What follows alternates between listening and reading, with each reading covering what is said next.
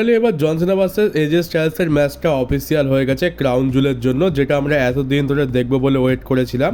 তবে এর পেছনে একটা গল্প রয়েছে, এই ম্যাচটা অফিসিয়াল হওয়ার কথা ছিল না। তো কি হয় যে জন সিনা যেমনটা জানি যে সে প্রত্যেকবারই বলে যে আমি নিজের অপোনেন্ট নিজে চুজ করি না, আমাকে যা দেওয়া হয় আমি তাদের সাথে লড়ি। এবার এটা চলতে চলতে জন সিনার অনেক কটা ড্রিম ম্যাচ রয়েছে, এজের সাথে রয়েছে, এজের সাথে সম্ভব নয়, সে অন্য কোম্পানির। এজে স্টাইলসের সাথে রয়েছে, তারপর ডমিনিক মিস্টেরিওর সাথে রয়েছে, আরও অনেকজনের সাথে রয়েছে। তো সেইগুলো তো আর হওয়ার মানে মানে আর কি বলবো, হওয়ার আর চান্স নেই, কারণ দেখতে গেলে আর 5খানা অ্যাপিয়ারেন্স বাকি আছে। বড় জোর 5খানা অ্যাপিয়ারেন্সের 4টে ম্যাচ হবে। কিন্তু অপরদিকে ডাব্লিউডব্লিউই এজে স্টাইলসকে যেভাবে এত বাজেভাবে বুক করছে, তো জন সিনার মনেও হয় না যে এজে স্টাইলসের সাথে এত তাড়াতাড়ি তার ম্যাচ হবে, মানে ম্যাচটা আদৌ রিটায়ারমেন্ট টুরে আমরা দেখতে পাবো কিনা সেটাতে সন্দেহ ছিল। মানে এটা যদি হওয়ার হতো তাহলে আমরা অনেক আগেই দেখতে পেয়ে যেতাম। তো জন সিনা এবার ফাইনালি ঠিক করে নেয় যে না, এইবার আর চুপ করে থাকলে হবে না, আমার যার সাথে ম্যাচ লড়তে চাই সেই ম্যাচটা আমাকে আদায় করে নিতে হবে। তো কী হয় যে কালকের মানডে নাইট রয়ের আগে জন সিনা একটা টুইট করে, সেই টুইটেতে লেখা থাকে হ্যাশট্যাগ এজে স্টাইলস ভার্সেস জন সিনা, আর মানডে নাইট ডগে ট্যাগ করা থাকে। তো তাতে ফ্যান্সরা খুব ভালো রিয়াকশান দেয়। আর আরেকটা তারপরে টুইট করে যেখানে জন সিনা এটা বলছে যে আমি আমার অপোনেন্ট চুজ করি না, কিন্তু আমি ফ্যান্সরা যেটা বলে সেটা শুনি। আর আমি আশা করবো যে ট্রিপল এইচ যে আছে সেও নিশ্চয়ই শুনবে ফ্যান্সরা যেটা চাইবে। তো এখানে সে এজে স্টাইলসকে ট্যাগ করে, ট্রিপল এইচকে ট্যাগ করে, তারপরে এজে স্টাইলস একটা টুইট করে যে হ্যাঁ আমি ম্যাচ লড়তে চাই, আমি অ্যাকসেপ্ট করলাম। এবার এত কিছু হওয়ার পরও যদি ম্যাচটা অফিসিয়াল না হয়, তাহলে ফ্যান্সরা টাকলার মাথায় থুতু দিয়ে সিরিজ কাগজ ঘষে দেবে। তো সেই ভয় টাকলা এই ম্যাচটা অফিসিয়াল করেছে। এই ম্যাচটা অনেক আগেই দেখতে পাওয়ার কথা ছিল, কিন্তু হচ্ছিল না। তো জন সিনা ফাইনালি নিজে থেকে তার অপোনেন্ট চুজ করলো, আর এটা হওয়ার দরকার ছিল, কারণ আমরা খুব ভালো করে জানতাম যে সময় শেষ হয়ে যাচ্ছে, হয়তো আর আমরা এই ম্যাচগুলো দেখতে পাবো না। কিন্তু জন সিনার মানে মন থেকে ইচ্ছা ছিল, সেই জন্যই জন সিনা নিজে থেকে এই রকম কাজ করলো। তো জন সিনার কাছে ক্ষমতা অনেক রয়েছে, সে যদি বলে যে আমার এর এগেনস্টে ম্যাচ চাই, তো সে সেই ম্যাচটা পেয়েই যাবে, কেউ আটকাতে পারবে না। আর সেটাই ফাইনালি আমরা দেখতে পেলাম।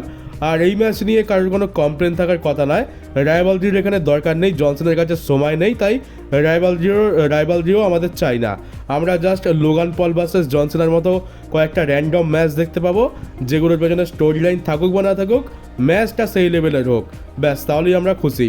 তোমরা লোগান পলের ম্যাচটায় দেখে নাও, স্টোরি তেমন ছিল না, কিন্তু ম্যাচটা আমাদের বছরের পর বছর মনে থাকবে। আর এজে স্টাইলসের ম্যাচে তো স্টোরিও রয়েছে, তাহলে এটা কত বড় ম্যাচ হতে চলেছে। তো এটা জাস্ট একবারের জন্য হচ্ছে, ওয়ান লাস্ট টাইম, জাস্ট নস্টালজিয়ার জন্য আমরা এই ম্যাচটা দেখতে চাইছিলাম, তাই দেখতে পাচ্ছি। তো এনজয় করো। আর আমি এটাই এক্সপেক্ট করবো যে এই ম্যাচটা যেন সেই 2016 সালের সামার স্ল্যামেতে যে ম্যাচটা এজে স্টাইলস জিতেছিল, কিছুটা সেই রকম লেভেলের যাক, বা হতে পারে 2017 সালে আমরা জন সিনার সাথে এজে স্টাইলসের যে ম্যাচটা দেখতে পেয়েছিলাম যেখানে জন সিনা জিতেছিল, সেরকম টাইপেরই হোক, এটাই আশা করব। মানে লোগান পলের সাথে যে ম্যাচটা ছিল সেটাকে যেমন আমরা মনে রাখছি, এই ম্যাচটাকেও যেন আমরা সেরকমভাবেই মনে রাখি। তো ম্যাচটাকে ডেলিভারও সেরকম লেভেলেই করবে। আর এরপর তো এটাই চাইবো যে জন সিনা যার এগেনস্টে ম্যাচ লড়তে চায় তাকে নিয়ে টুইট করুক, ইচ্ছা প্রকাশ করুক, তাহলেই একমাত্র সেই ম্যাচটা আমরা দেখতে পাবো। নাহলে এই টাকলার ভরসায় থাকলে তো আমরা জন সিনার ড্রিম ম্যাচ তো দূরের কথা, আলতু ফালতু ম্যাচ দেখেই তার রিটায়ারমেন্ট ট্যুরটা শেষ হয়ে যাবে। আর আজকের এনএক্সটিতে একটা স্পেশাল জিনিস দেখতে পাই, এখানে উইনার টেক্স অল ম্যাচ ছিল। ওবা ফেমি যে এনএক্সটি চ্যাম্পিয়ন, তার সাথে ট্রিক উইলিয়ামস যে টিএনএ চ্যাম্পিয়ন ছিল। তো এখানে যে জিতবে সে দুটো চ্যাম্পিয়নশিপ পেয়ে যাবে, কিন্তু এখানে কোনো রেজাল্ট বেরোয়নি, কারণ টিএনএ সুপারস্টাররা এসে এখানে অ্যাটাক করে দেয়, যেমন ঠিক আমরা সার্ভাইভার সিরিজের টাইমে র আর স্ম্যাকডাউনের ক্ষেত্রে দেখে থাকি, মানে বহুকাল আগে দেখতে পেতাম। তো সেরকম টাইপেরই হয়। টিএনএ স্টাররা এটা হচ্ছে যে আমাদের চ্যাম্পিয়নশিপ ডিফেন্ড হচ্ছে আর এদিকে আমরাই নেই, তো চলো ইনোভেশন করে দাও। আর আমরা অনেক বছর পর, প্রায় 5 বছর পর আবার ম্যাট কার্ডোনা মানে জ্যাক রাইডারকে দেখতে পেলাম, সে টিএনএর তরফ থেকে এসেছিল। আর PWI মানে প্রো রেসলিং ইলাস্ট্রেটেড প্রতি বছর যেমন টপ 500 রেসলারের নাম বার করে, এবারেও সেরকমই বার করেছে। আর এবারেও 1 নম্বরে রয়েছে কোডি রোডস এবারে রেসলার অফ দ্য ইয়ার হয়েছে। তারপর 2 নম্বরে রয়েছে আমাদের জন মক্সলি মানে ডিন অ্যাম্ব্রোজ এই 2025 সালের সব থেকে বড় ভিলেন হয়ে বেরিয়েছে। তারপর হচ্ছে গান্তার, হ্যাংম্যান পেজ, তারপর হচ্ছে হারুকি গোটো, এই সম্ভবত NJPW স্টার। তারপর রয়েছে আমাদের গরিবের ট্রাইবাল চিফ জেউসো। তারপর হচ্ছে স্ট্রিক ল্যাং, 8 সেথ রলিন্স, 9 নম্বরে মিস্টিকো বা সিংকারা, আর 10 নম্বরে হচ্ছে উইল অসপ্রে। তো কোডি রোডসের সময় বেশ ভালোই যাচ্ছে, পরপর 2 বছর না 3 বছর মনে হচ্ছে, 2023 সালে মনে হয় কোডি 1 নম্বরে ছিল, আমার ঠিক মনে নেই। মেবি সেথ রলিন্স হতে পারে 2023 সালে। তো যাই হোক, কোডি রোডস একটা তো কনফার্ম যে পরপর 2 বছর সে 1 নম্বরে রয়েছে। আর জন সিনা এই ফটোটা পোস্ট করেছে ইনস্টাগ্রামেতে। এটার আমি বেশি সিনেমা তো দেখি না, তাই আমি মানেটা জানি না, তবে ক্যাপশানে দেখলাম লেখা আছে আই অ্যাম দ্য ক্যাপ্টেন, না মানে আমি এখন ক্যাপ্টেন। তো হয়তো এটা সিনেমাতে এই ডায়লগটা বলা হচ্ছিল এই সিনটায়। তো জন সিনা বলতে চাইছে যে আমি এখন ক্যাপ্টেন, আমার ফাইনাল অপোনেন্টগুলোকে আমি এবার চুজ করব, যেমনটা এজে স্টাইলসকে করেছে। আর এজে স্টাইলসের পরে আরও 4খানা অ্যাপিয়ারেন্স বাকি আছে, মানে আরও 4খানা অপোনেন্ট আমরা সম্ভবত জন সিনার তরফ থেকে দেখতে পাবো। আর পরের মানডে নাইট ড্রয়ের জন্য রুসেভ ভার্সেস ডমডম ভাইয়ের মধ্যে ইন্টার কন্টিনেন্টাল চ্যাম্পিয়নশিপের জন্য ম্যাচ অফিসিয়াল আছে। তবে এখানে রুসেভ জিতবে বলে তো আমার একদমই মনে হয় না। এই এল গ্র্যান্ডে আমেরিকানো এসে ইন্টারফেয়ার করবে এখানে। রুসেভ অপরচুনিটি পাচ্ছে ভালো কথা, তবে তাকে নিয়ে মনে হয় না বেশি কিছু করবে। আর মানডে নাইট ড্রয়ের মেন ইভেন্টের পর রিয়া রিপ্লির নতুন লুক দেখতে পাচ্ছ। আস্কা গ্রিন মিস্ট একদম ছড়িয়ে দিয়েছে, মানে পুরো মাথা থেকে পা পর্যন্ত সবুজে সবুজ করে দিয়েছে। স্টেপনি ব্যাকেও তারপরে ব্যাক স্টেজেতে সবার সাথে রিয়া রিপ্লি ফটো তুলে বেড়াচ্ছে। আর 2026-এর রেসলম্যানিয়ার জন্য এখন অফিসিয়াল হয়ে গেছে যে ব্রক লেসনার থাকবে। তোমরা দেখতে পাচ্ছ এই পোস্টারটা ডাব্লিউডব্লিউই তাদের টিকিট বিক্রি করার জন্য প্রমোশনের জন্য বের করেছে। আর এখানে অফিসিয়াল করে দিয়েছে ব্রক লেসনারকে। তো ব্রক লেসনার তো থাকবেই থাকবে, এটা আমরা জানতাম। আর আমরা পরের বছর তার একটা বড় সড়ো ম্যাচও দেখতে পাবো। আর ক্রাউন জুয়েলে আরও একটা ম্যাচ হচ্ছে, যেটা অনেক বড় match, Cody versus Seth Rollins. তবে এইভাবে এটা আমরা হয়তো দেখতে চাই না, আমরা একটা বড় সড়ো স্টোরি দেখতে চাই। কিন্তু যেহেতু ক্রাউন জুয়েল চ্যাম্পিয়নশিপটার জন্য ম্যাচ হবে, তো চ্যাম্পিয়ন ভার্সেস চ্যাম্পিয়ন, তাই এদেরকে আমরা সামনাসামনি দেখতে পাচ্ছি।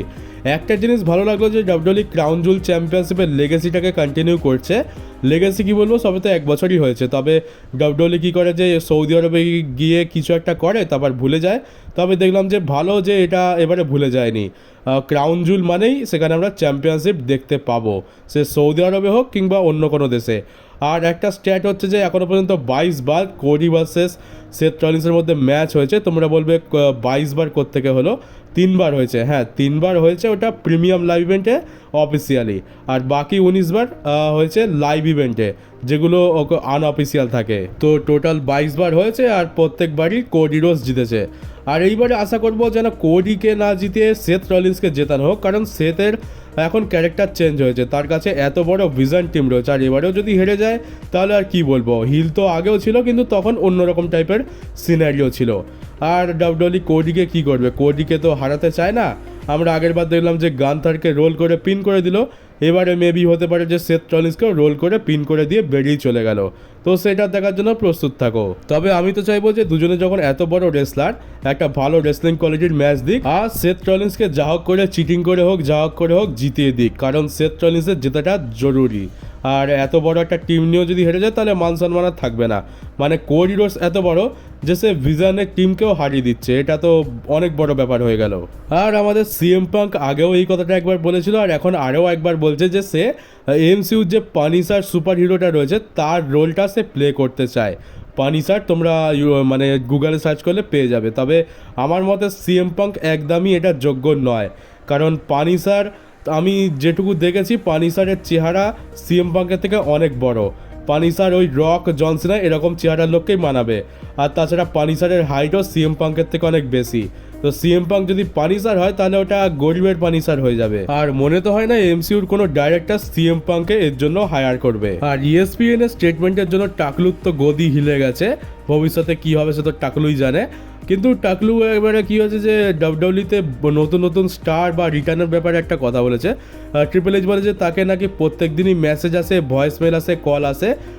অনেকেই নাকি ডাব্লিউডব্লিউই কোম্পানিতে ফিরে আসতে চায়, আর নতুন নতুন অনেক রেসলার রয়েছে যারা ডাব্লিউডব্লিউই কোম্পানিতে জয়েন করতে চায়। মানে মেসেজে আর কলেতে সে একদম ভরে গেছে, মানে এক গাদা লোক ডাব্লিউডব্লিউইতে আসতে চায়। এবারে আমি তো এটাই ভাবছি যে তারা কারা যারা আসতে চায়, মানে যারা রিটার্ন করতে চায় এরকম স্টার তো অনেকেই রয়েছে। এমনকি যারা নতুন রয়েছে তারাও তার ক্যারিয়ার বানানোর জন্য ডাব্লিউডব্লিউইতে আসতে চায়। তবে এখন তো সিন তো উল্টোই দেখতে পাচ্ছি, সবাই ডাব্লিউডব্লিউইতে চলে তো আসছে, কিন্তু এখানে আসার পর তারা পালানোর চেষ্টা করছে। আমরা রিসেন্ট টাইমে কী হলো তো সে তো দেখতেই পাচ্ছি। ডাব্লিউডব্লিউইর হালই এত খারাপ যে অনেকে রিটার্ন করে পস্তাচ্ছে, আর অনেকে তো ডেবিউ করে বলছে যে আমার ক্যারিয়ার থেমে গেছে, কেন এগোচ্ছে না, অন্য কোথাও গেলে হয়তো বেশি কিছু করতে পারতাম। তো আমি সেই জন্যই বলছি যে আমি তো দেখতে চাই যে কারা এত সৎ সাহস দেখাচ্ছে, তারা যেচে মেসেজ করছে যে আমরা ডাব্লিউডব্লিউইতে আসবো। আর আমার ওটা বলতে আজব লাগছে যে এককালে নাকি ডাব্লিউডব্লিউইতে সবাই আসার জন্য নাটাবাটা করতো, সবারই ড্রিম ছিল যে ডাব্লিউডব্লিউইতে আসবে।